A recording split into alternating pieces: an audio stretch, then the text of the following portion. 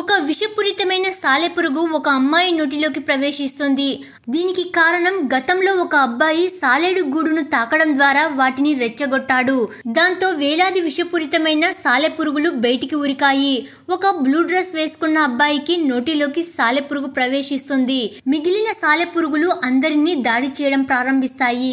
సాలెపురుగు ఒక అబ్బాయిని వెంబడిస్తుంది. అతడు తన ప్రాణాలను కాపాడుకోవడానికి అడవిలోకి పరిగెత్తుతాడు. అతను నేలపై పడిపోతాడు. కానీ త్వరగా లేచి మళ్ళీ పరిగెత్తడం కొనసాగిస్తాడు. ఒక పాడుపడిన కారు ఉంటే అందులోకి వెళ్లి దాక్కుంటాడు. సాలెడు కిటికీ పైకెక్కుతుంది. అతను కిటికీ మూసేస్తాడు. కానీ అది పైనుంచి ప్రవేశించి ఆ అబ్బాయి కారు నుండి బయటికి తరిమేస్తుంది.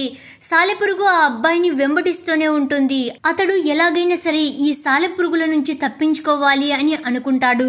తన వంతు ప్రయత్నంగా అతను ఒక పాత ఇంటిలోకి ప్రవేశిస్తాడు. అక్కడ సాలెపురుగు కనిపించకపోవడంతో ఒక్కసారిగా ఊపిరి పీల్చుకుంటాడు. కానీ సాలెపురుగు మెల్లగా ఏదో ఒక విధంగా తలుపు కింది భాగం నుంచి జారిపోయి ఆ అబ్బాయి వైపుకు వేగంగా వస్తుంది. సాలెపురుగు గాలిలోకి ఎగిరి ఆ అబ్బాయిని నోటిని లక్ష్యంగా చేసుకుని అతని మీదికి దూసుకొని వస్తుంది. కానీ అతని అదృష్టం బాగుంది. ఐరన్ మ్యాన్ యొక్క పాత హెల్మెట్ అతని తలపై పడుతుంది.